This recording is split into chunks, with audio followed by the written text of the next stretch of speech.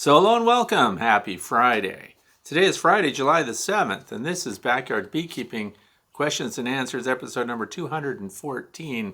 I'm Frederick Dunn, and this is the way to be. I'm really glad that you're here spending your time with me and hopefully learning something new about bees each and every Friday. So if you want to know what we're going to discuss today, please look down in the video description below, and everything we're going to talk about is listed in order. And many thanks, by the way, to Adam Holmes, who puts the timestamps and links to topics down in the comment section so that you can not waste your time and zip directly to the topic that you're interested in. What's going on outside right now? Well, it's been a really hot week for starters. But now, thank goodness, it's cooling down. Look, long sleeves.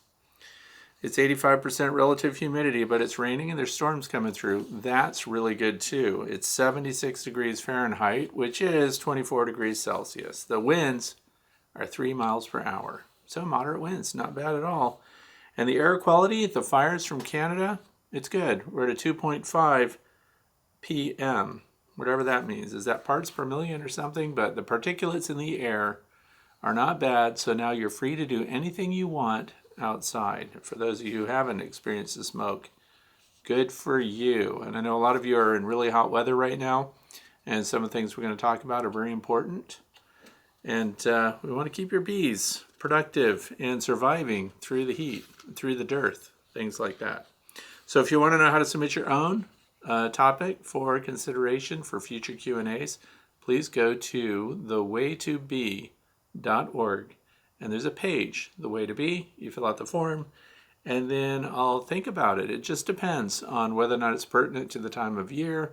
Maybe it's something several people have asked. I'm trying to target as many listeners as possible. This is also a podcast on Podbean and iHeartRadio and many others. So just get on your podcast and do a search, The Way to Be.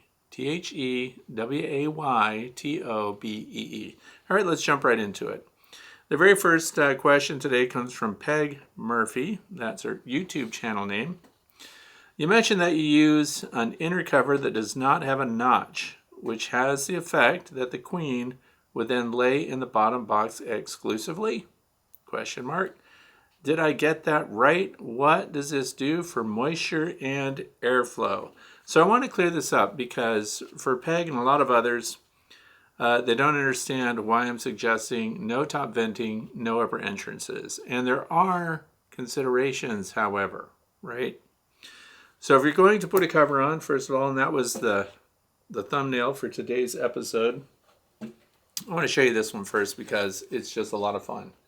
See all the burr comb on that? If you're pulling up your inner cover, and that's what these are, there's an inner cover, then there's an outer cover that goes over the top of it, and that's so the outer cover, of course, doesn't glue itself down to the inner cover, but you have to pry these up. Notice the edges on this are the same thickness everywhere.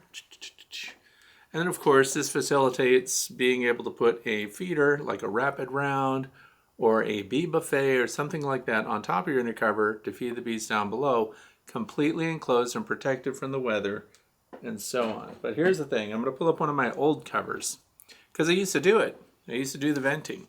So when you see this cover, you see the end, there's a groove right here. And I even cut this myself, by the way, because the cover I bought didn't have one. And look, the bees propolized all the cuts that I made. So we have this entrance, and the bees were trying to seal it up. You flip it down, they were venting, because this is sitting on the top box of your hive. Flip it up, you were not venting. So I used it both ways. See all the beeswax remnants here, and then the propolis over here. So what does it do? The whole point was, and this is interesting on a lot of different levels, because we assume that when it's really hot outside, your bees have to be vented through the top. I mean, you would open them up and get that hot air flowing through just like in your house. A lot of old houses, you see these 4 square houses, and there are 3 stories, and the 3rd story might have a cupola sticking up on top, and then they open those windows a little bit, leave the front door open down on the 1st floor, and what happens? All the hot air evacs out through the top, and you have cool air coming in. They also surrounded their houses with big porches, which could be a little bit like the hive visors that we put on our hives here. And it's counterproductive for the bees. And so here's what I want to talk about related to that. First of all, and this comes from, I'm always learning, so I'm always asking questions of people. When I find someone that lives in a really hot climate, I always want to know how they're configured, how their bees are doing. And your bees in hot, dry climates are still trying to retain humidity levels inside the hive. It's true. So if you put a vent in the top of your hive, you're not, because it mentions here the humidity levels, they want that humidity in there. And here's the thing, the bees can control the humidity levels. This took me years to learn because I simply configured my hive the way all the other hives were that I'd looked at. And of course, they all were notched and talked about what we're talking about right now, vent or no vent. And I'm going to say, should you vent? Should you not vent? And my answer is yes. That's ambiguous, and here's why. If you do not insulate your beehive, in other words, if you don't have an insulated outer cover and you don't have an insulated inner cover, and all you have is the telescoping wooden cover with that thin inner cover on, you need to vent. And that's summer and winter, right? And the reason is because, first of all, those outer covers get really hot. And I've done thermal scans of them, even here where I live, where it doesn't get that hot. They're at 130 degrees Fahrenheit plus. That's hot. There is nothing interrupting the transfer of that heat into your hive.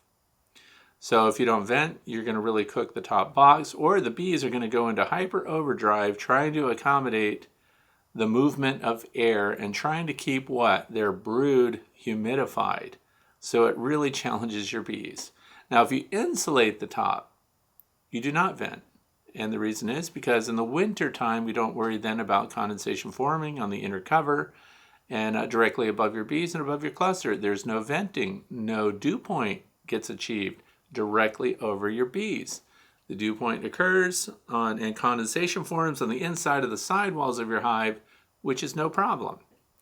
So the reason, and I was talking with someone in the desert Southwest, and it was a really hot day, and she was saying that she even closes down her entrance reducers. So, and there's no top venting. And I thought, wow, that's counterintuitive because it's so hot. But the point was, the brood was drying out. So by having an insulated cover, not venting the top, and letting the bees control the humidity levels inside, which they do, they have to have access to fresh water to do it. And of course, they then preserve the food and resources that they're providing for their developing larvae. So this is really important. When you vent through the top on these really hot days, you're dehumidifying the interior of the hive, which gives the bees a whole new set of challenges. So the thing is, honeybees have been stress tested by people that are scientifically minded. They wanted to know what honeybees could endure. In other words, a good-sized colony of bees in a single box.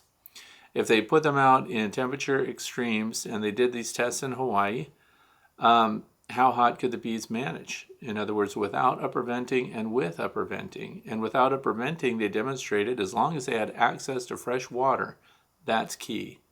They could maintain humidity levels in the hive, and they could also spread that condensation over the surface of the brood areas, which are the most critical, and then they would evaporate those off. So there's another part to this too. A lot of people, if you're like my wife, it's 85 degrees outside. It's too hot for the bees. You need to do something. Well, here's the thing. The bees are heating their brood nests 94 to 97 degrees Fahrenheit. So the interior climate of the hive is under the control of the bees, and what we consider to be a hot day might not be that hot for your bees. So the things that we do control impact your bees.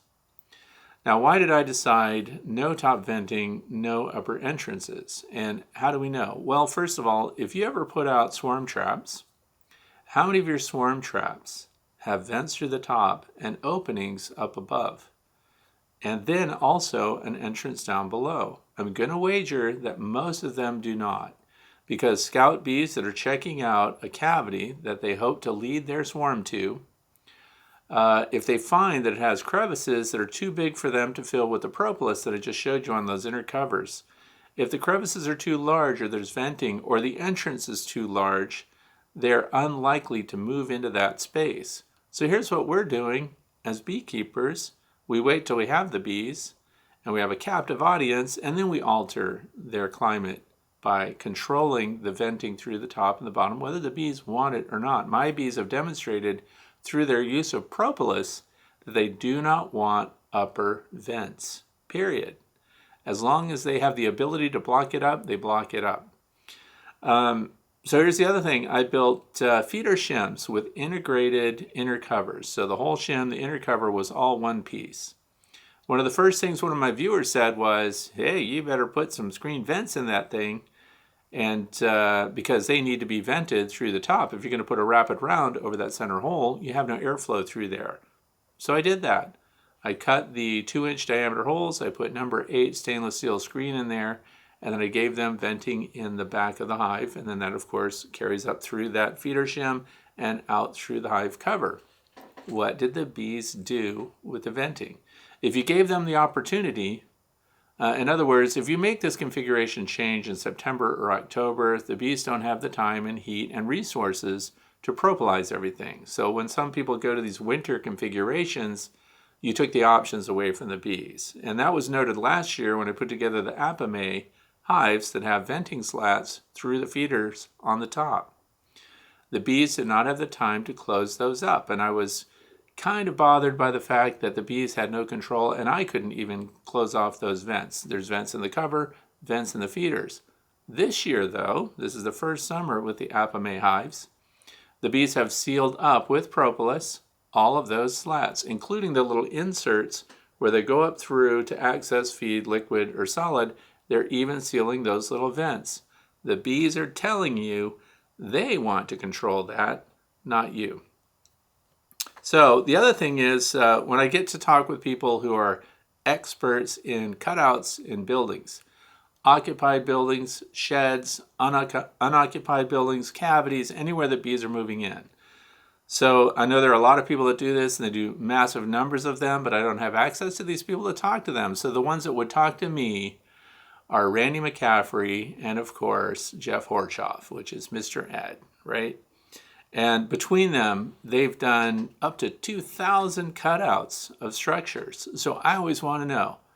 They just do the cutouts. But what I want to find out is, where was the opening? How big was the opening? Were there vents? Did the bees, how did they handle the space without our meddling with the space? And in some cases, you should watch their videos, by the way. The size of the colonies of bees, the honey that they've stored, the population of the bees in these cavities is often enormous, right? They've been there several years in some cases. And they'll have the tiniest entrance near the bottom or the bottom third of the cavity that they're in, assuming it doesn't go horizontal. And if it goes horizontal, still the same, a single entrance. And then they have a predictable, production here, like it says here, the queen will lay the bottom box exclusively. Did I get that right? Well, it's not just the bottom box. The queen lays oriented by the entrance. Wherever the fresh air access is, that's where the bees tend to concentrate their brood. And then as you get farther into a cavity, horizontal, vertical, whatever the configuration is, wherever the venting occurs, you have the potential for your queen to lay eggs there, because that's the airflow that they want over their developing brood. And as you get farther away from that, it's predictable. So this falls into line with the questions that I ask people that do rip-outs. Where was the honey? Did you ever find, after this transition from brood to pollen and brood to nothing but honey, after that, did you ever find a situation where the bees were laying eggs beyond that? So what I called early on the honey bridge. So in other words, once I set up my deep super, and all of my brood boxes start with deep frames.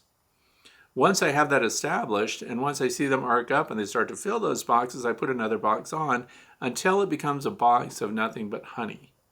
Beyond that, this is why I get away with a couple of things. I don't use queen excluders because, based on this information, my own observations here in my own apiary, and feedback I get from other people, if there's no top vent and no upper entrance, they keep the brood near the entrance. And of course, through winter time, the brood moves up because they're consuming the stores. And then, of course, the brood is up high in spring, and that's when some people swap their boxes. I don't do that either. So in spring, if I want them to move down sooner, they'll backfill with honey and they'll start to work their way back down. And I winter with a 2-box configuration. Most common, a single deep, and then a medium. And that medium going into fall is always their honey resource to get them through winter. And then we have emergency resources beyond that. So I insulate the outer cover. I insulate the inner cover. I have no venting and no upper entrance. And keep in mind too, these people that I'm talking to that do these cutouts are doing them in buildings, because some people will say, well, those buildings have insulation. You should see them. Sometimes it's nothing but clapboards and then the cavity, and then the interior surface can also be a very thin material. A lot of these structures are in profound states of decay. So the bees are propolizing the interior surfaces, which is great for the bees, and they're keeping it sealed up so that they maintain that single entrance and that control point. So I hope that you understand what I'm trying to get to here is that they organize their resources in very predictable ways that we see reinforced over and over and over again. So up here where I live, where it gets colder, and down in the south, even Gulfport, Mississippi area. So if that's consistent throughout these areas, then I am a fan of not venting. People that put their nickels up there and shim that, I did that too. I did all of that stuff in the past. Now, I've been keeping bees since 2006.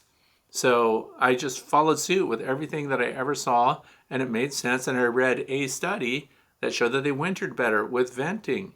Right, and they did, and that was true. But guess what they weren't doing? They weren't insulating the inner cover and the outer cover. So the risk of condensation directly over those bees, directly over that winter cluster, was present in an uninsulated cover. So once I went to insulation, then I could do away with top venting because that condensation was no longer threatening to the bees, and instead occupied the corners, the side walls, and down below the cluster where that dew point occurred. So I know I really gave a detailed explanation about that, but I really want Peg and others to understand where that thinking comes from, and that it's proven out through practical demonstration and testing right here in my own yard. And then, of course, is reinforced by everything I'm learning from other people. When I find somebody that seems to be doing a lot of something, their statistics are higher. So we can find out if somebody's looked at more than 1,000 cutouts, what a great source of information they would be. So moving on to number 2, this comes from James. I know the Varroa prefers drones, but do they attack the nurse bees more than the working forager bees? Also, do the nurse bees feed inside the wrap around feeders, or is that only the workers? Okay, so here's the thing. I know the Varroa prefer drones. So we're talking about the drone developing pupa state. That's when the Varroa destructor mites get in there because they get 2 cycles of reproduction because the drones take the longest to pupate, right? So, but once they've emerged, and we have some new information, thanks to Zachary Lamas and his research, that young drones, so 2 to 3 days old specifically, were Varroa destructor mite magnets. So the Varroa destructor mite would jump off a nurse bee and run over and get onto the body of that 2 to 3 day old drone because the drone was fat with nutrition. And so these little rascals go by smell alone, and they're blind, but they move and scoot along pretty fast inside the hive. So they get on the body of that, which means while you have high drone numbers and high drone production in your hives, your drone brood and your new drones that have just emerged are actually attracting more of these. So if we're only counting the nurse bees, which is true, the nurse bees are more appealing to the Varroa destructor mites. First of all, where are the nurse bees? The nurse bees are on the brood, and the brood is emerging. So when new brood emerges from their cells, these workers, if they have Varroa destructor mites in there, they come right out. They've already been feeding on that bee that's emerging from her cell, and then they move right onto these soft young bodies of the nurse bees because they're rich with nutrition. But if there are drones present, so this is why this cycle could go through the year and the balance could shift. But if you have a lot of drones being produced inside your hive, then you'll have that area as a magnet for the Varroa destructor mites. And then later when you don't have drones, where do the mites go? And remember, they only want those drones when they're like 3 days old. So beyond that, where do those drones, they're going to shed their mites. They don't groom them off themselves. The mites voluntarily leave their bodies, and then they go onto your nurse bees. And here's the problem. Well, there's lots of problems, but here's one problem to think about, like you needed another problem. These drones are flying away and going to other hives as young as 3 days old. So at the very time that these Varroa destructor mites are losing their interest in the drones as their source of nutrition, they'll be jumping off and going onto the body of a nurse bee.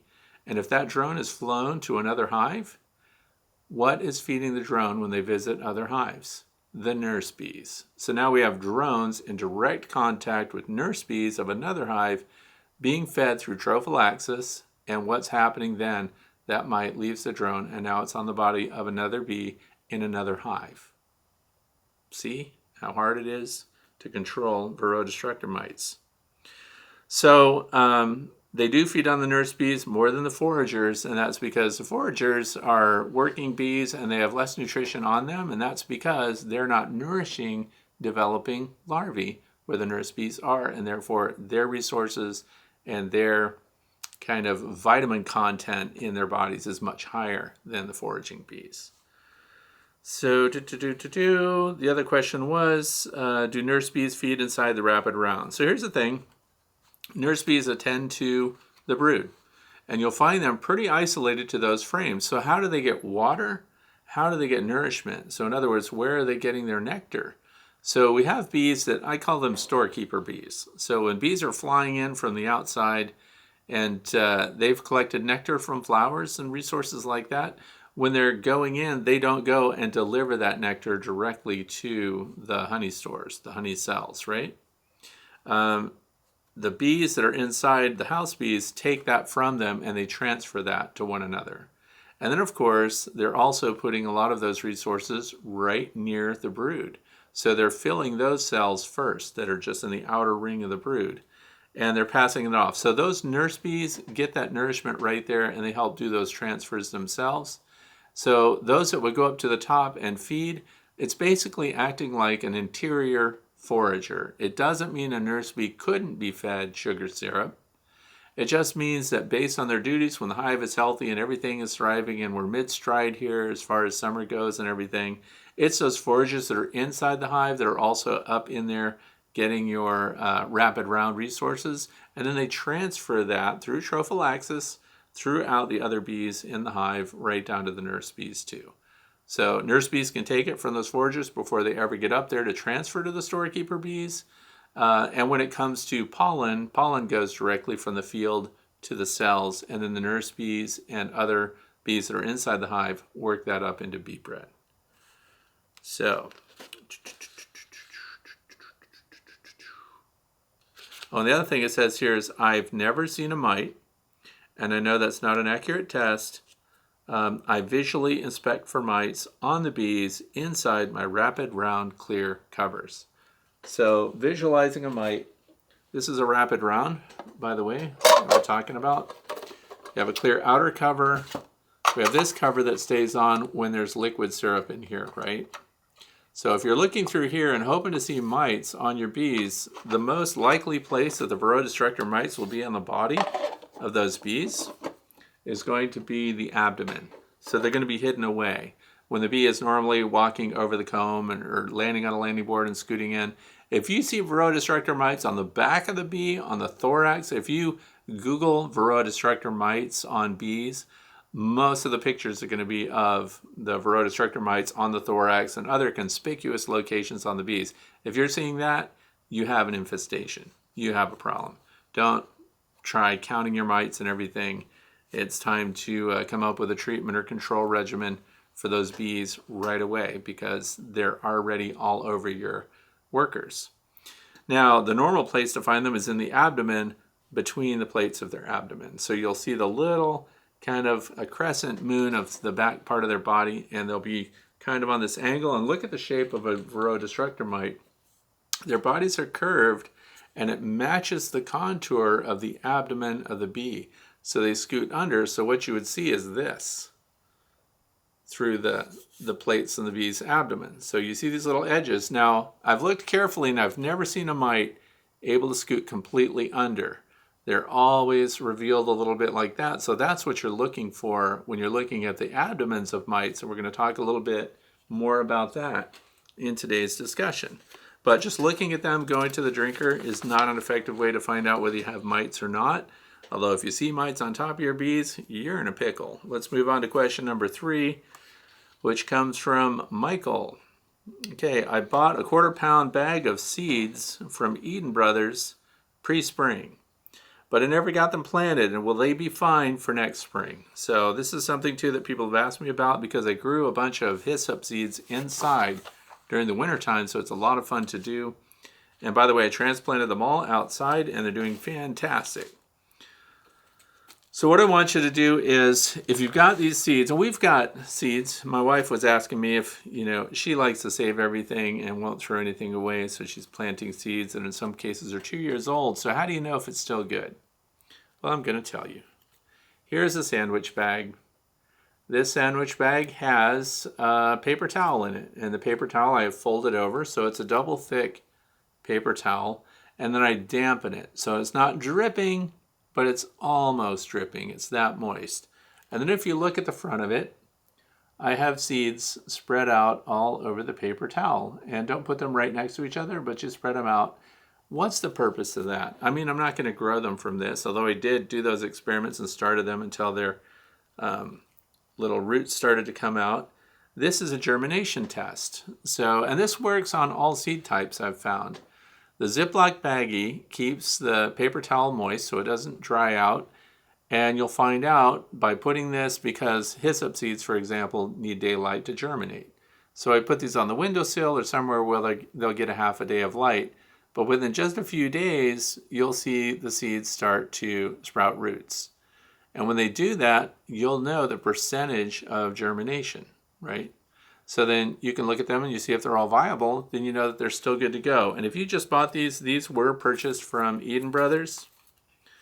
Just to show you, this is what a 1/4 pound of hyssop seed looks like.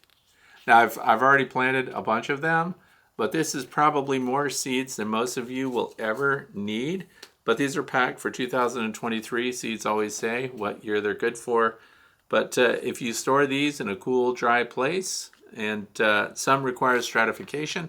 What does that mean? Well, they require a frozen cycle or a cool down cycle before the seeds are ready to be planted outside. And most people recommend direct sowing of these seeds, but just putting them on a damp paper towel, you will know if they begin to germinate that the seeds are viable. And then, of course, you're not wasting your time planting a plot and then nothing is happening.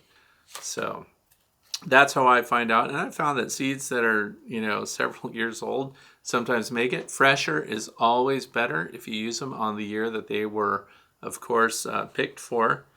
Then you'll be good to go. But that's how I do it. And last winter, that's how I started them. And then I took the ones out that had the roots on them, and then I transferred them all into tiny pots and then grew them from there.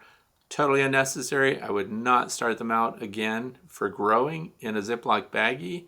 I would just direct sow into little pots with potting soil, and then I covered them with saran wrap to hold the moisture in, and then they germinated on their own.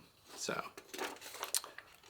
pretty cool, easy to do, highly recommend it. And the hyssop is doing fantastic. It's already blooming. And here's the cool thing about hyssop. It will grow and provide for your bees and flower. And these are new plants. So all of my hyssop plants out in the field are less than a year old. But they're all blooming, and they'll continue to bloom right into the first frost at the end of the year. So fantastic bee plants. Question number 4 comes from Jane, Mondovi, Wisconsin. New beekeeper bought a Varroa Easy Check, and in the directions it talks about CO2 mite check. Have you used this method? And did it work? And doesn't it kill the bees? Okay. So here's the thing. I like to do lots of stuff, and this annoys some people, let's be honest, that I fool around a lot. Some of the things don't seem practical. I just did a video demonstrating the sugar shake, and some people were shocked by how hard you have to shake the bees in the sugar shake to get the varroa mites out. So I'm going to use this opportunity to talk about several different methods for counting your varroa destructor mites. One of the things that we're all looking for, if we can count mites without killing our bees, how good is that? So, let's look at the big picture, and Randy Oliver says this really well too, and he was one of the instructors at Cornell. The thing is, you are heading off disease for your bees. So, if you end up losing some of the bees that you're using to count in the face of losing a colony of bees through winter or building up to winter due to varroa destructor mites, these losses are considered pretty acceptable. But for a lot of people, that still doesn't sit well. In other words, they don't want to use the alcohol wash. I've abandoned the alcohol wash. If I needed something immediate, I use this Dawn Ultra Free and Clear, or this is Dawn Ultra Pure Essentials. Why do I use that? Because it's biodegradable, and I try to keep bad chemicals out of my yard as much as possible. And that had better releasing properties than using isopropanol. So, but then you're killing your bees. So if you're doing 300, you're doing a 300 scoop of bees, so that's half a cup. And those are your nurse bees. So those are your best bees, and everybody wants to be nice to their nurse bees. So we look for other methods. And the sugar shake, if you just roll it, because I've seen people try to demonstrate it that way. You put the sugar in there, you roll the bees, you give them little agitation, then you shake them like a little salt shaker. And what you'll find out there, though, is those bees can have mites on them, and even though you follow the protocol completely, the 2-minute dwell time and everything else, so the bees can heat up, they can groom, and you do your shaking cycle, the varroa mites do not release right away. And what we've done with the powdered sugar is it helps the bees start to groom, and they naturally start to groom because they don't want powdered sugar all over them. But what happens is the varroa destructor mites don't hold on very well with just their mouth parts. So if you've ever been fed on by a tick before, and I haven't, thank goodness, but a tick on a dog, when you go to pull it off, its mouth parts are really embedded, they're really strong, and they really hold on. Well, thanks to Dr. Samuel Ramsey, and I'm sure others who've studied the varroa destructor mite, we found out that their mouth parts don't hold on very well. So even while the varroa destructor mite, which has an appearance much like a tick, while they're feeding, they're actually holding on with their feet. And if you can disrupt that contact with their feet, the little pads on their feet, if you can use the powdered sugar and get that up under those varroa destructor mites, they lose their footing, and that partnered with shocks, real agitation, that's when they fall out and come off of the body of the bee. If you don't provide enough agitation, they don't come off. So, and I'll get to my point and we'll talk about CO2, but I want to explain the sugar shake and how if you're just doing it very gently, you are not going to get the mites off your bees, and you might think they're clear when they're not, and I'll tell you how to determine that. So, and this is why I came up with how much I shake the bees, how long and how hard you shake the bees to get the mites off. And then this, of course, ties in now with Dr. Robin Underwood, who we spoke about, who said, when you're doing sugar shakes, those bees aren't living as long as you think afterwards. So that leads us to another quandary. If you're doing the sugar shake, sugar roll, which is called by a lot of people, the bees may still be dying off, some right away, and some within just a period of days after you've done it. So we need to know more about whether those survive and how hard you have to shake them. And then let's find out, because we have to have a scientific base for this, right? So if you've done your sugar shake, you've already got your bees. This is one container that I'll talk about, but it's not the one I do for sugar shake. But when you do the sugar shake, recently I got one mite off of it. And I know that I shake them really well. But to the point where some observers were saying, well, then you've probably killed those bees anyway. And I can't believe you didn't just toss them after that. Well, here's the thing. Find out how effective your sugar shake was. Develop your method. Develop the consistency of your method and find out if it works. And the way you can find that out, you've got those bees already. They're in the container. Now it's time to put your Dawn dish soap mixed with water to release any remaining mites. Is that going to kill your bees? It is. It's 100% going to kill the bees. Isopropanol, 100% going to kill the bees. But what you'll find out is if more mites release from those bees, the same bees that you just did your sugar shake on, then your sugar shake was inadequate.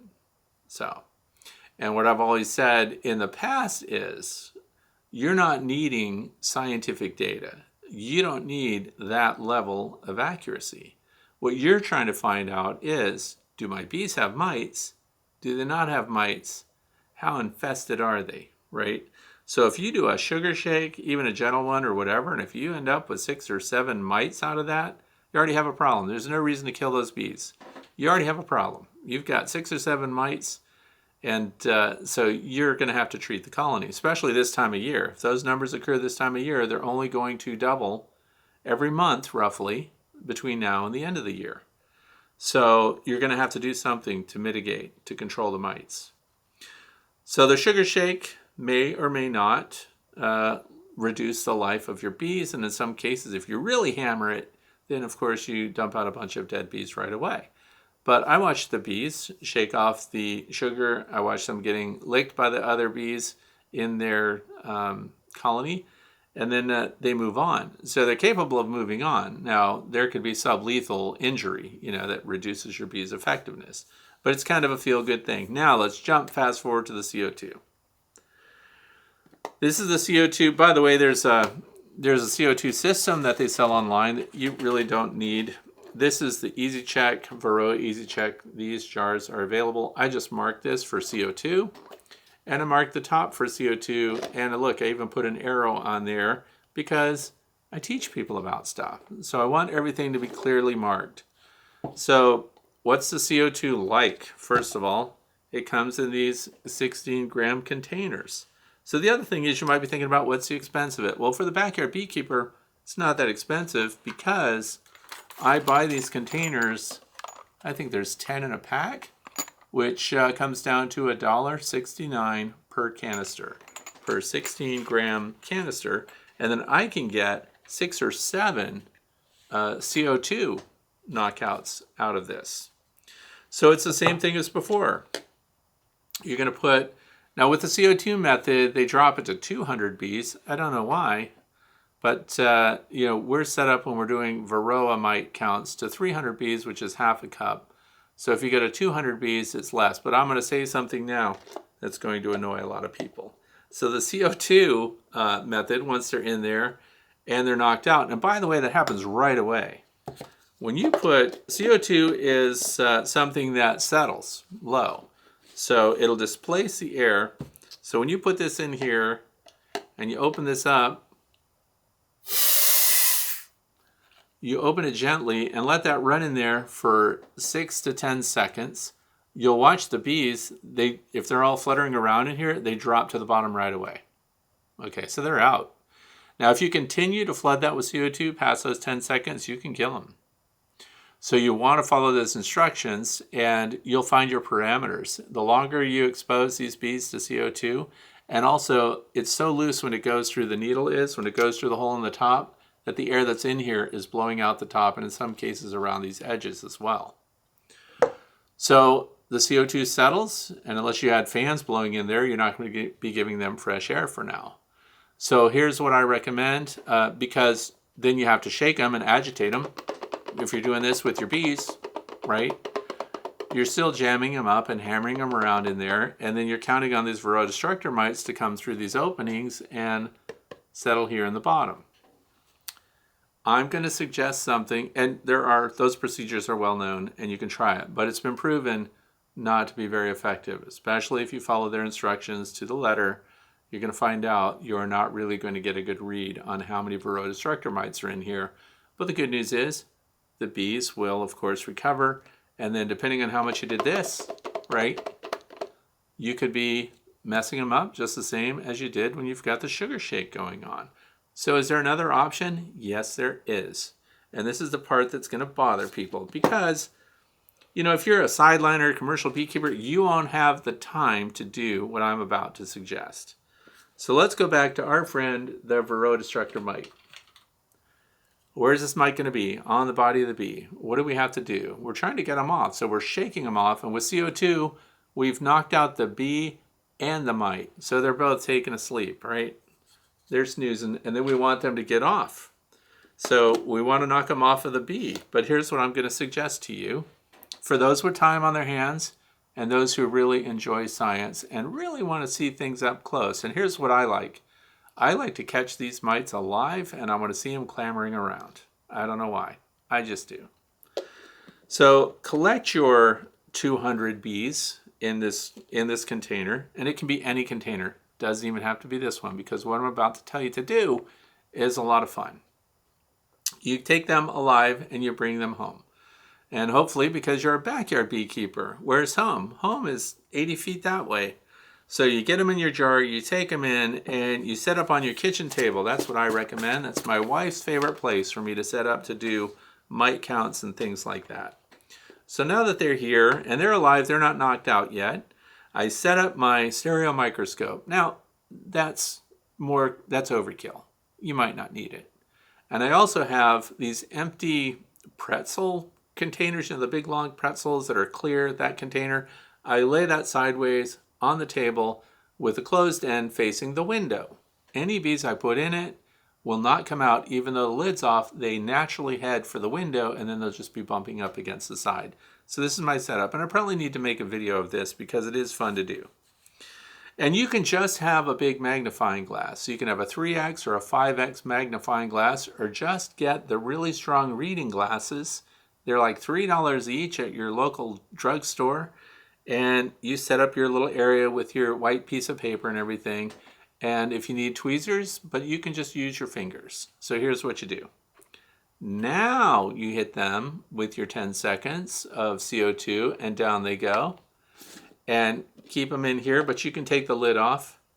And then you're going to dump out the bees, and you're going to use your tweezers, and you're going to pick these bees up by the wings one by one, and you're going to turn them upside down, and you can look for mites on them. So you're looking for mites on 200 bees. So how efficient you are at that. But let me tell you this. If you can pick up the bee and turn it around with those magnification, 3x to 5x, you're going to see immediately if that bee has a mite on it. And then where are you putting this bee? You looked at it. You put that bee in your pretzel container. Then you get another bee and you look at that one and you roll it over and you look for mites and you put that in the container and you go through. You can visually look at every bee. What did you just avoid? The agitation. Unless you're calling them names, they're not agitated. So you're picking up each bee one after the other, and then you find one that's got a mite on it. That goes in another jar. Put the lid on it. And then you keep going. That is 100% effective in determining how many mites are in your 200 bees. So you can, and they're nurse bees. So now those that are in this container over here, they get delivered right back to your hive, not shaken, not stirred. They were only knocked out for a little while, and then now they're up and around again. Now, how long does it take them to come around? How long do you have to go through that? You've got about 15 to 20 minutes to go through 200 bees. And you can do it. It's doable. I highly recommend it. It's a lot of fun. For those of you who are, trying to account for your time and trying to limit the time in the bee yard, you're never going to do that because you just want to get through it. You want to know if that colony needs to be treated or not, and you want to move on. I want to see stuff, and I think it's fun. So that's my method. Knock them out. Well, bring them in, knock them out, look at them under magnification, and see those mites. Now, the bees that have the mites on them, now what do? You have to shake them. But we're only shaking 5 or 6 of them instead of 200. It's a win. And you can take pictures with your phone and tell all your friends that you're doing science, and it will be a lot of fun. So, that's it. Yes. You can do them. Question number 5 comes from Hunt Lady.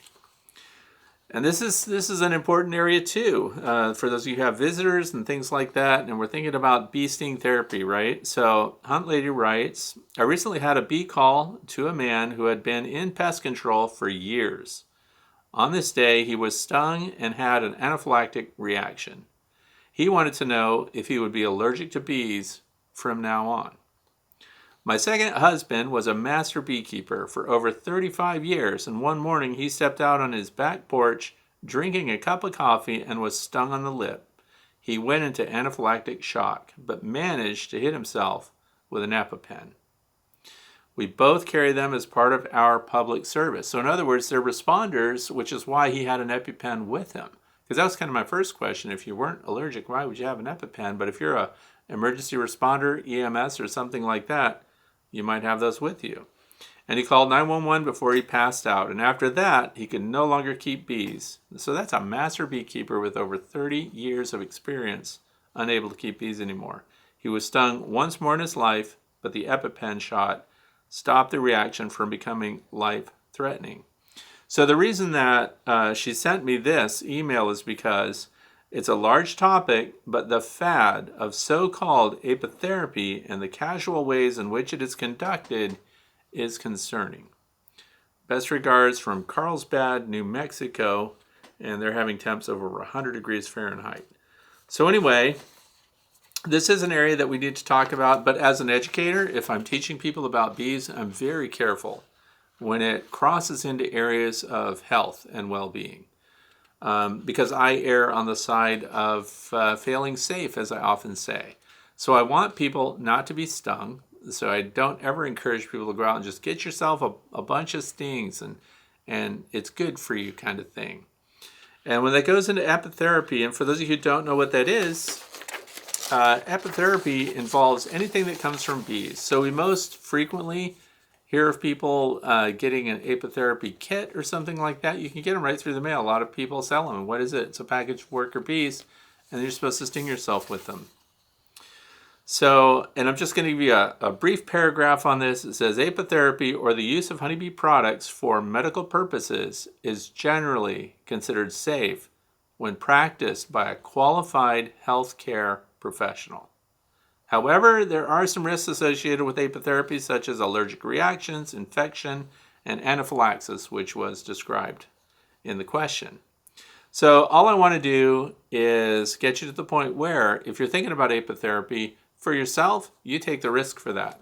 But I would be very careful about suggesting it to other people unless this is your vocation. If this is your area and you know a lot about it, you understand the risks and things like that, and you're a therapist of some kind, a certified therapist, then you're probably okay. So a lot of you viewing this may wonder, how would you know if somebody's certified? Somebody's trying to give me a bunch of stings to take care of whatever ailment that I have, or using something else that comes from bees to treat me for an ailment.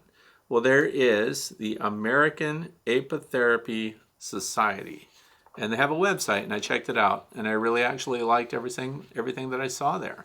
So they have medical doctors on their board, and the people that are talking about apitherapy, how it can be used. So these are practitioners and medical doctors who have a lot of experience, who understand these interactions with your body. I think that's very important, and that's also why, well, I don't go out of my way to get stung anyway.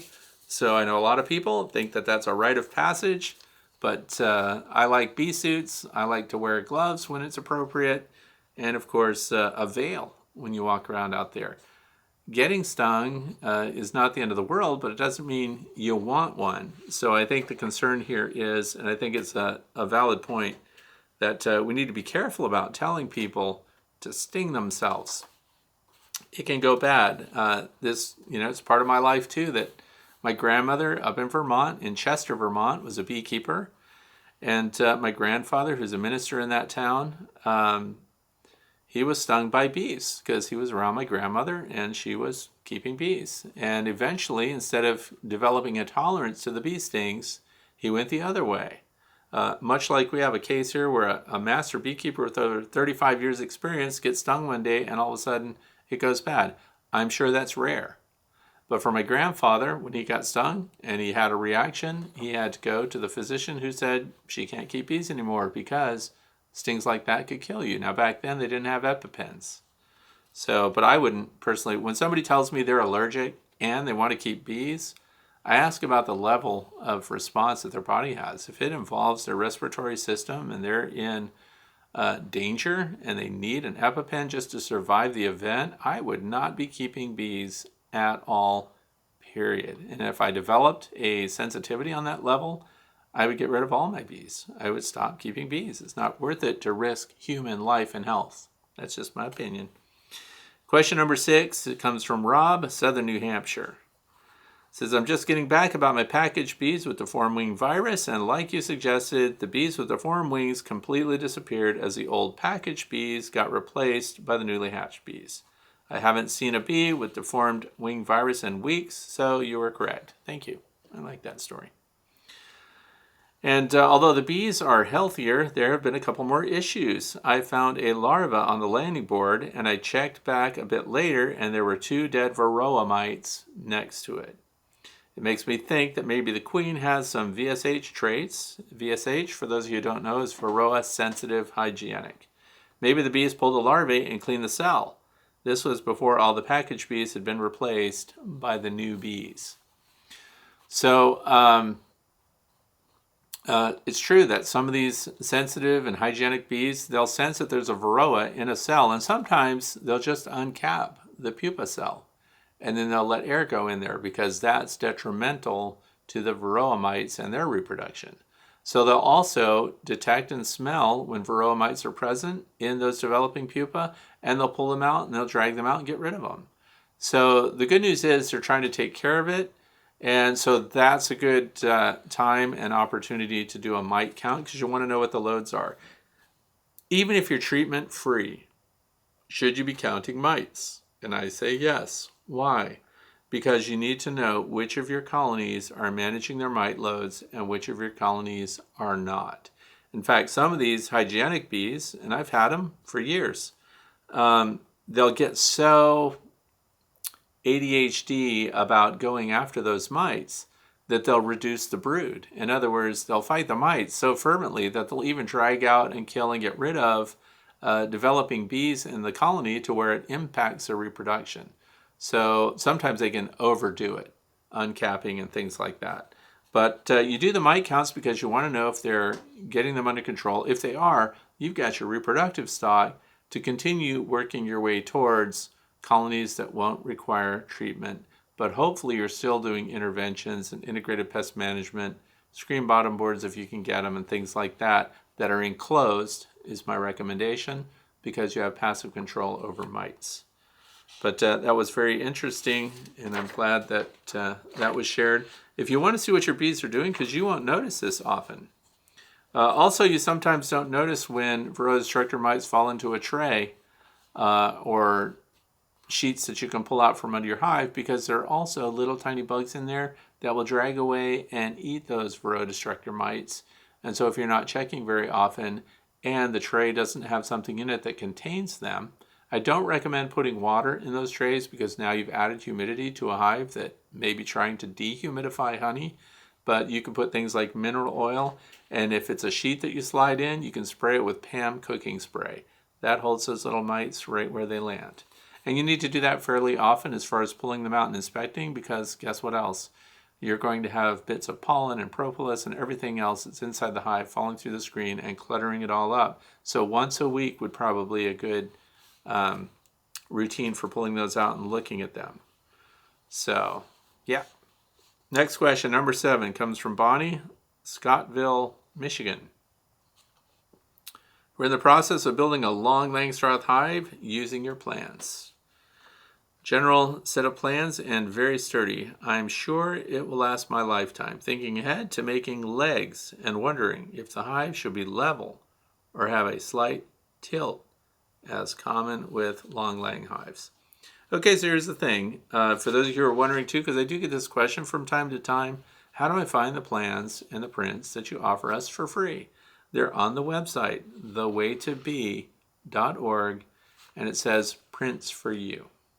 Is what it says on the page. So you can access those, you can build the hives. It also shows my configurations for those of you who are curious, and you make your own modifications. So here's the thing when it comes to the legs and setting it up.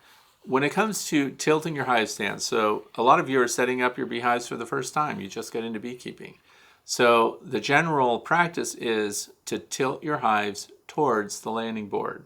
And that's because you have a bottom board that has an insert that's an entrance reducer on it. And by tilting it towards the landing board, when we get rainstorms and things like that, the water doesn't go and progress inside the hive. Instead, it's shed to the outside. And we further protect the landing board here by putting hive visors on. And there are YouTube videos about that. I show you how to build them, how to make your own, the stock you need, the hardware you need, and everything. And when you put those on, they shelter your landing board also, so heavy rains don't go right inside. Plus, on these super hot days, it drops the temperature an average of 15 degrees on the landing board and the front of your hive midday. So that's very beneficial. So the thing is, with the long Langstroth hive, like mine, it's a gabled roof. So the gabled roof sheds water both ways, and there's no landing board. So there's no need to tip it. So what is important with your hives? And this is Langstroth or the long Lang or any horizontal hive configuration.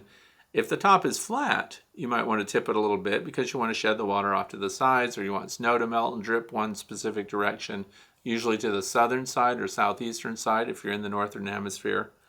And then with the gabled roofs, you want everything level. And the reason for that is sometimes you're using foundationless frames and you want the bees to build their comb. They build it with gravity. So if you have foundationless, you can end up with wonky comb if you've got this drunken looking beehive out in your yard. So it could be perfectly level. But what I do want to mention is I really don't like, these hives are very heavy, but I don't like the stability of legs that are straight up and down. Because we're going to be working the hive. Some people lean on the hive. Some people might bump it with their tractor or something. I don't know what you do. But I would recommend, there's nothing against building your own legs for your hives, but I would much rather see them camphor out at an angle away from the hive so they provide more stability.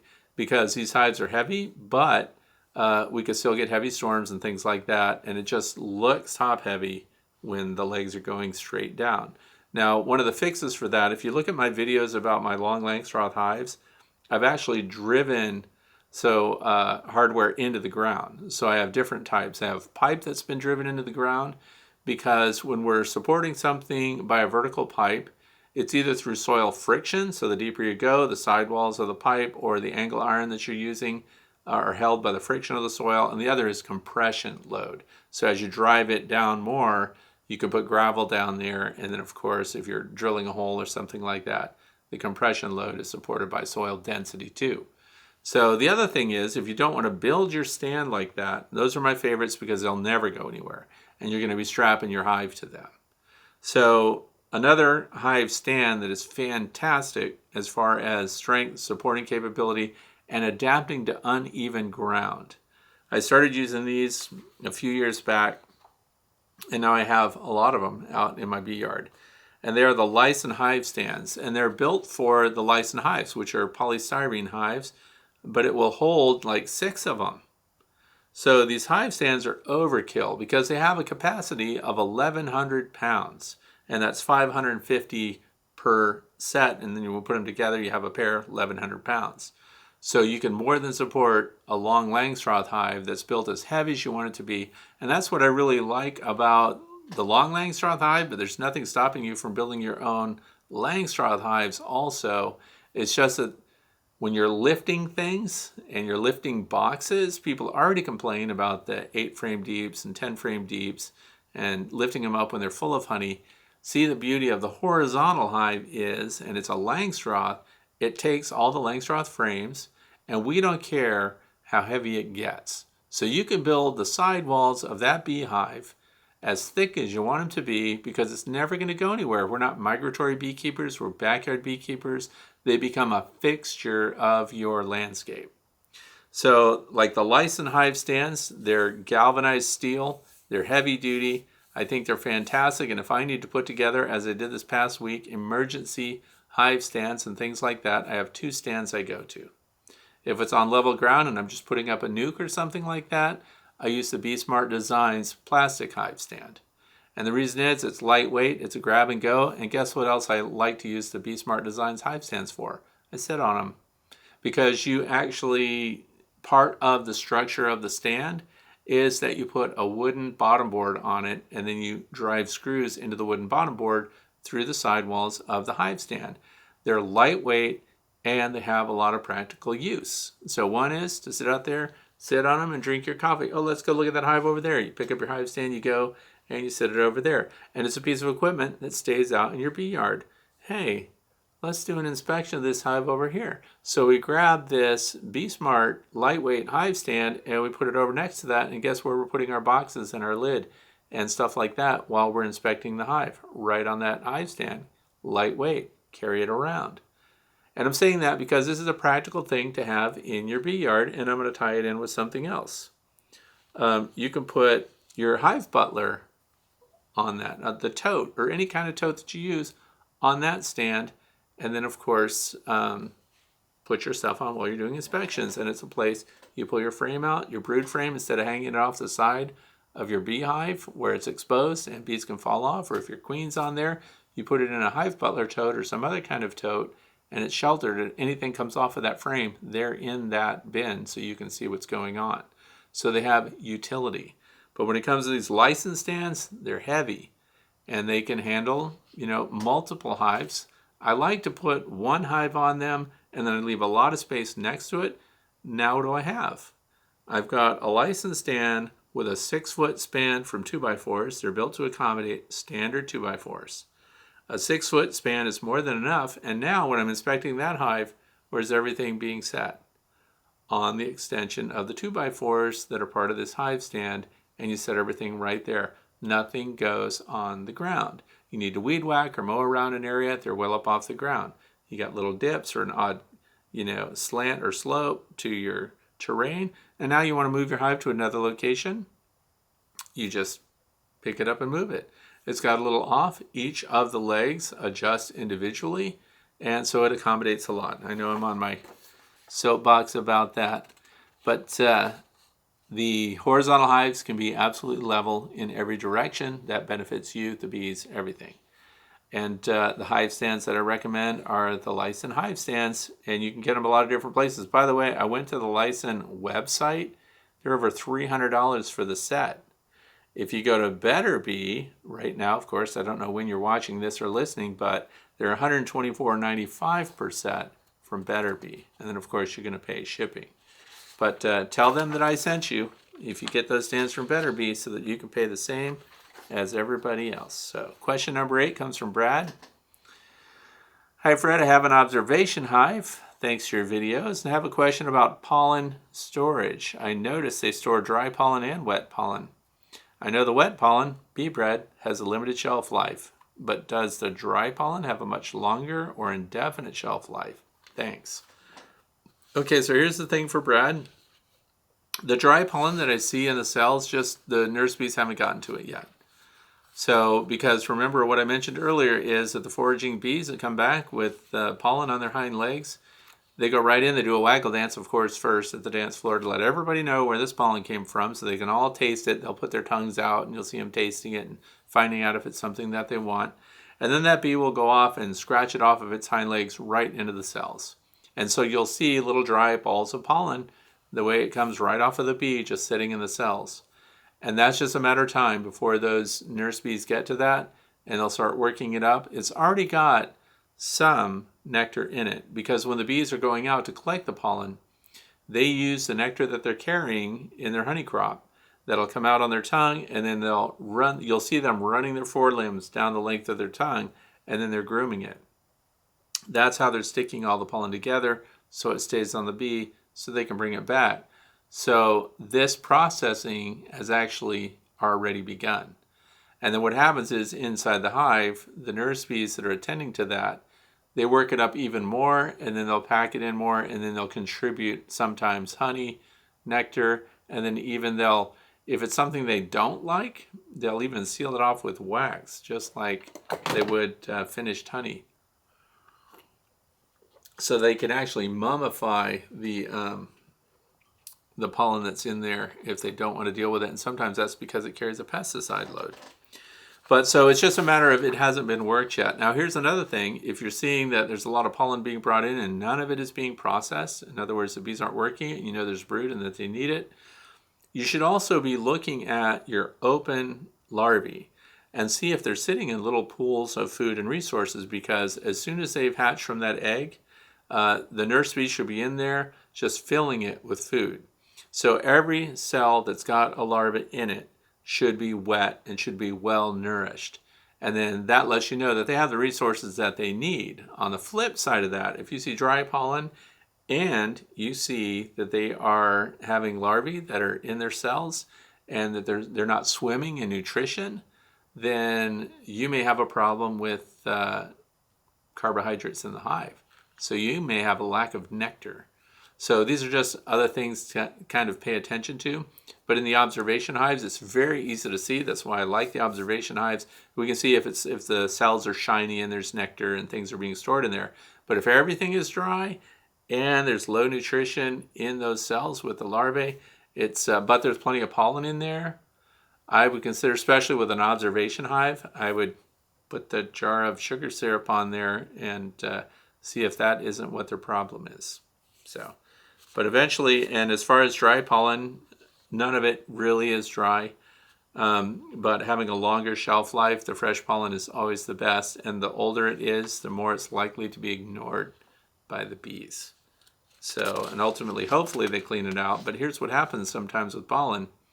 Is if, as I said, there's something about the pollen that's off-putting to the bees, or they detect that it's threatening to the colony and has pesticide in it, they'll seal it up and it'll stay there and they'll never clean it out. It just gets darker and older, and this is where we get into why we should be rotating out brood frames every 5th year in general.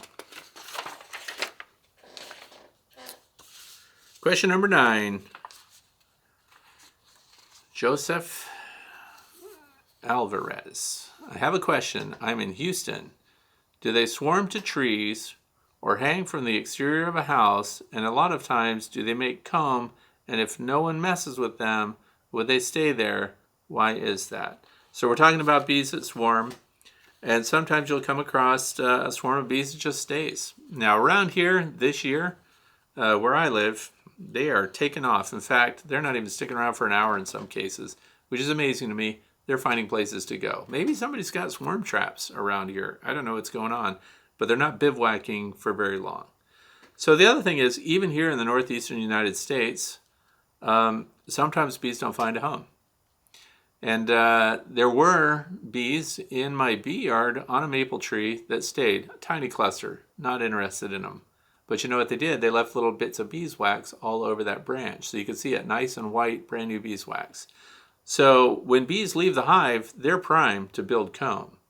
So when they fly out, and if they stay somewhere for a long time, they'll actually start building comb wherever they happen to be.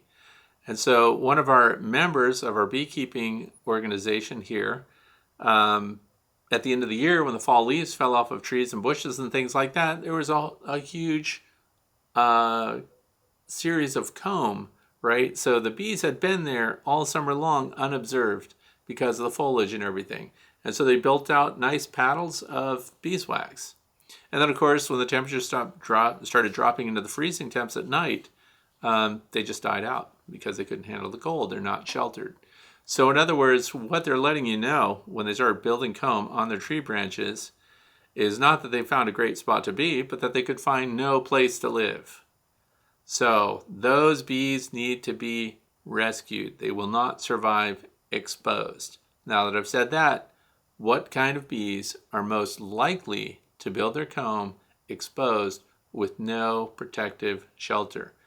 Africanized bees, Apis mellifera scutellata. So here's the thing. Where they come from, they often build their nests in the open. Just a bunch of frames, just a bunch of comb, beeswax, and nothing else.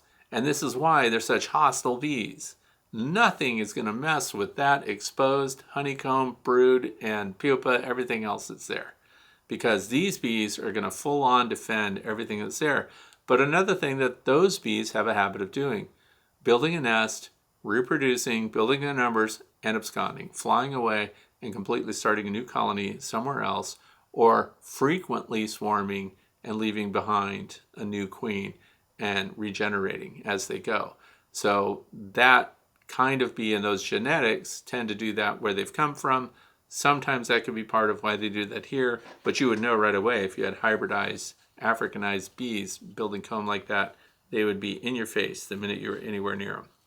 But yeah, they just can't find a place to go. So hive those things up. And now question number 10, last question of the day, comes from Jane. I have a question. Why the intermediary step of a bivouac? I wonder why the scouts don't identify and share the location of the new location prior to departure from the existing one. The bees are preparing to leave before they actually do swarm. I wonder why doesn't that trigger the scouts to find the new location, have it accepted, and lead them directly there? Okay, so there's a lot of interesting stuff here. And it's true that we know that when you put out swarm traps and things like that, that scouts are visiting, that scouts are going out and they are checking it out even before they leave the hive. There are a lot of advantages to the bees parking intermediate to their final destination. And I'm going to talk about that. So as far as why there's that intermediate, why they don't just fly and aren't really efficient and zip out and go straight to their final destination, well, part of that is because if they flew immediately to another location, the bees may not be able to get out of the hive fast enough. So in other words, at what point when they start streaming out of there, and we also know that they're streaming out for quite a while, for those of us who stare at that kind of thing at length, like I do, we know that they're streaming out for a long period of time. And in one case, they were continually streaming out for 15 minutes. Now, the bees that are flying out, let's say it's a windy day, and they would head out and they'd go to their final destination directly. How many of the bees would be able to keep up and stay in line, and how cohesive would the group be? It probably wouldn't be very cohesive. They don't know where they're going. Every bee that's in the hive has not been outside. That's interesting too, because we do find those really fuzzy nurse bees with these swarms that go out. They totally depend on the other bees and the pheromone that's with them to keep them all together so they don't get stragglers lost and things like that. So there's another end to it too that I notice. When they fly out of the hive and they bivouac, so when you've got them, it's usually within 100 feet of the hive that they came out of, if there's something to hang on. And when they're doing that, they kind of split midair too. Like with all this activity going on, here's what happens. Politics kick in. So I don't want to again say the honeybee democracy, but it is the honeybee democracy. And the bees that are on the landing board, you'll see a bunch of them rev up and start spreading their pheromone from the Nasonoff glands, right? So when they do that, they're kind of recalling a bunch of the bees that have just flown out. So now we have a push me, pull me thing going on. So we have bees collecting on the bivouac location, and then we have bees changing their mind and going back to the hive that they came from. So because you see that, you'll see the split off. Now, the ones that are in the tree or on the side of the house or wherever they are, they're collecting and they're solidifying and they're getting their group together. There's another benefit to that. Number one, the bees that decide to go back, these half-hearted bees that aren't committed to the new location, they quit and they go back. But here's the other thing, they can gain weight. Because bees that are flying around that hit that pheromone, they discover that these people are going places. Something's happening. I don't like the nuke that I'm living in, and they join up. So you get random foraging bees from other colonies all of a sudden, even with pollen on their hind legs, joining up with this cluster of bivouac bees that they're not even related to. And they'll just join them and the numbers build. And this is funny too because they just did it. How long ago did I do it? Yesterday. There's a bunch of bees, they're swarming, they're collecting on a branch, on a bush that's not 8 feet off the ground, and they're still flying everywhere, there's chaos everywhere. So what did I do? I set up a hive right there that I'm installing another swarm in. So I took the swarm out of that Everything Bee Vac. For those of you who don't know what that is, I did a video about it. But anyway, I'm installing a swarm from the Everything Bee Vac. And what are they doing? They get on the front because they're newly being installed. They're spreading their pheromones, right? So their Nasonoff glands, or their abdomens are as high as they can make them. They're just straight up and they're fanning as fast as they can go. And then I'm watching this bush that's not 12 feet away from where I set up the new hive. And I see bees that are hovering around that bivouac location, changing their mind and coming over here. Now, this is already a hive. So I'm actually stealing some of their group.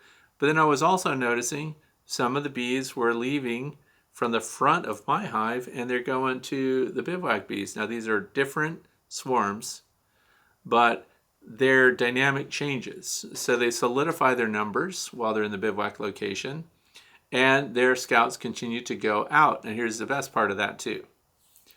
Because once they did and they flew off, the ones that were in the bush, I didn't care about them. I don't want them. There's too few of them. I don't know if their queens mated. There's a lot of variables. But they took off, right? Now, when they take off, the scouts go out, in some cases, by the hundreds when they're in the bivouac location. So even though they may have scouted out a final destination, even though they found a cavity that they think is suitable, they still, once they bivouac, they still have to go out and scout again. So scouts go in all directions, and they all come back and they're looking for a consensus. So it gives them a chance from now their new perspective, their new location, to go out and find out what's going on. So that means some of the scouts might even be checking out this hive that I've just set up, but once they find that there's a queen in there, queen pheromone, they got to go back. It's no good. So then they took off and they left to go wherever they're going to go. And they weren't even there an hour. So that was interesting too. But now what happens is the scouts that were coming back to that spot, because now the pheromone, the residual pheromone on the tree, they have no way to find where that group of bees just went. They have two choices. They go back to the colony that they came from, which they obviously didn't like. That's why they left home in the first place. It was boring there. Or, look, there's another pheromone coming from this hive right here, and they have a queen. And then they were circling around here and corkscrewing down, and then they went right in and joined up. So my hive, my swarm that I just put in that hive, gathered the residual bees from that group too. So these bees are in flux. They can shift and change, and 20% of a colony can be bees from other colonies. Now I know that's a very specific number to say it's 20%. People say up to 20% are bees due to drift. Bees drift all the time and join each other. So I think it benefits the bees by solidifying the group that's really with them while they verify the final destination, and their numbers are swelling if their queen pheromone is stronger than any other queen pheromone in that vicinity. And it's just interesting stuff. So I don't have the bottom line for that. I just have interesting observations. And I think it actually does benefit the bees that they fly out and collect their numbers together. And then when they leave in mass. And not only that, there are bees that fly through them while they're heading to their new destination to correct their trajectory to make sure they go in the right direction. And they call those bees streakers. They circle around and they jet through the center in the direction that they want everyone to go. So they're also keeping them all going in the right direction by circling around and streaking through the middle of that swarm that's in transit, which moves on an average of 6 miles an hour. So those are my thoughts. I don't know if there's any solid conclusion, but I do see benefits to it for a lot of reasons. So then now that's it. Now we're in the plan of the week. This is the fluff section. So I just want to say, because we did talk about venting, even though you're in a hot climate, as long as you have fresh water available, you don't need to vent or provide upper entrances for your beehive. You might consider opening up your entrance reducer on your landing board a little bit. So if you see a lot of bees clustered on the outside, they're trying not to contribute to the warmth inside, plus you might have a nectar flow on. Fresh water is the answer. Shade in some cases. Now, I hope that everyone that listens to me has an insulated cover on their hive and an insulated inner cover on their hive. Those two things are key in the survival of your bees and their ability to control an unvented cavity. So, next, what else do we have? Count your pollen going in. This is a good time, by the way, to take stock in your bees and see what's going on. When should you do these counts? Afternoon, early afternoon. See how many pollen loads are going into the hive. If it's more than 10 a minute, it's probably good to go. And you need to look around at your other hives and see if the activity is low at the entrance and see what's going on there too. You may have had a swarm. You don't know what's going on. You might have a queenless colony. If it's queenless, we want to interfere with them before they start having laying workers, which means you've ignored your bees for 21 days or more. So be vigilant about the landing boards on your hives too. Sunrise, that's right. Get up early, get your drink, go outside. It's just barely daylight, see what's on the landing boards, because these bees are working overnight. And if you've got hygienic bees, they're dragging out the pupa and things like that. And where are they? They're on the landing board. If you go out there at 10 o'clock in the morning, you don't see anything. They've cleaned everything up by then, so you don't really know what's going on.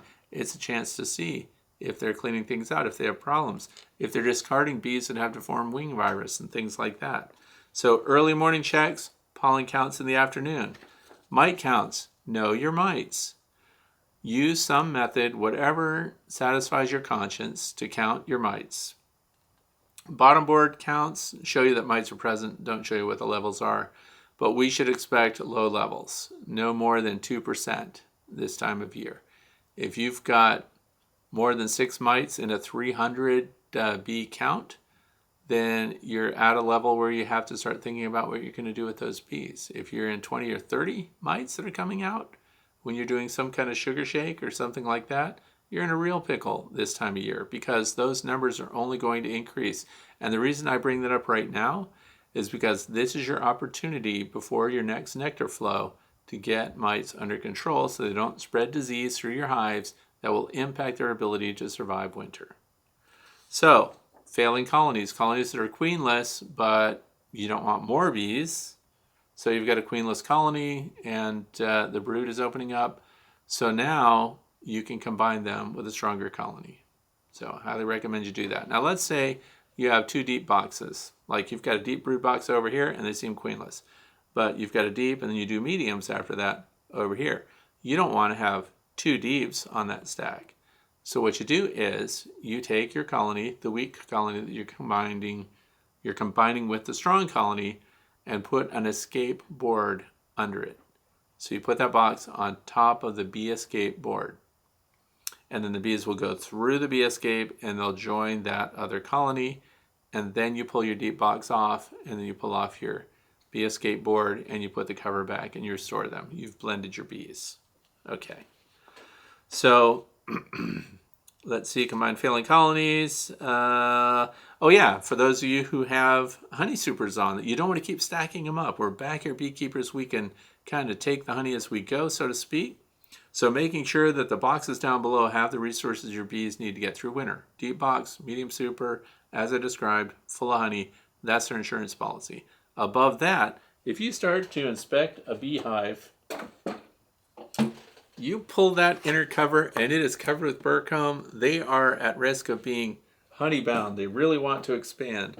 So one of the ways that you can control that without expanding the colony is get your Hive Butler tote and put your medium frames that you pull, the totally capped ones are absolutely perfect. Shake the bees off of them and put them in that tote, and you put a replacement frame in there for those bees. So you've got a full frame of honey.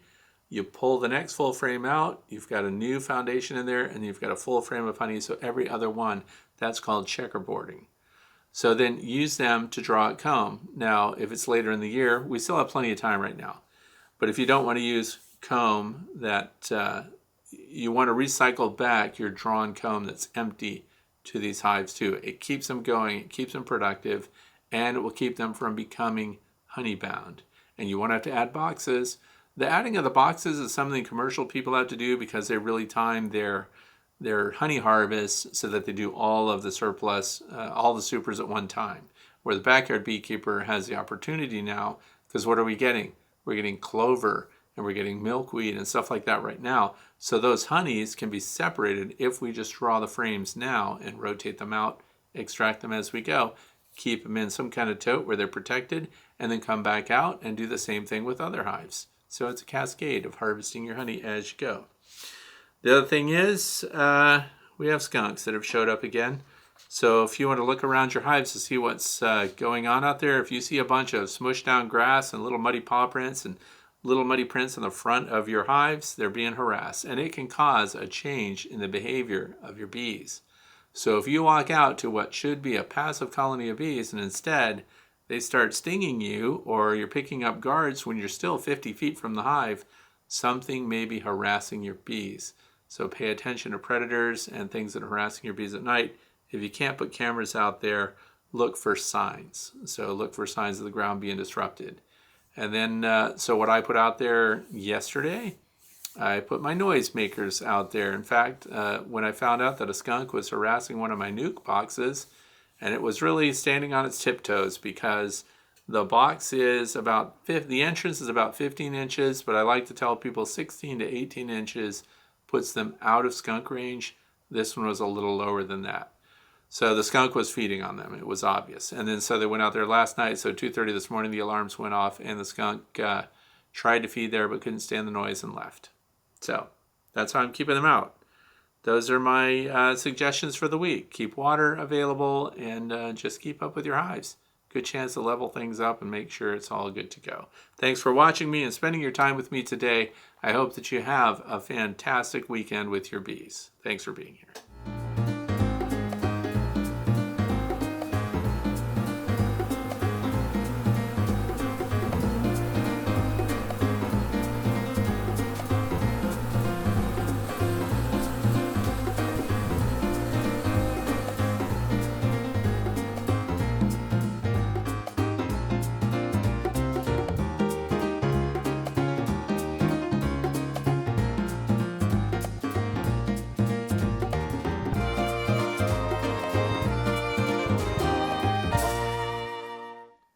Thank you for watching The Way to Bee. Thank you for watching baby. Thank you for watching The Way to Bee. I don't know what to say. Thank you for watching. They do play first things first all day. What do you have to say, Quinn? Thank you for watching The Way to Bee. Yes. All right. Now let's go outside and stare at some bees. So you think there's a swarm out there? Yes. They do What for makes you think there's a swarm? They do. There's a bunch of bees. And they're all gathering. They're going kind of. They do like for- a normal swarm. They do for hitting my face. Thank you for hitting your face. That's enough.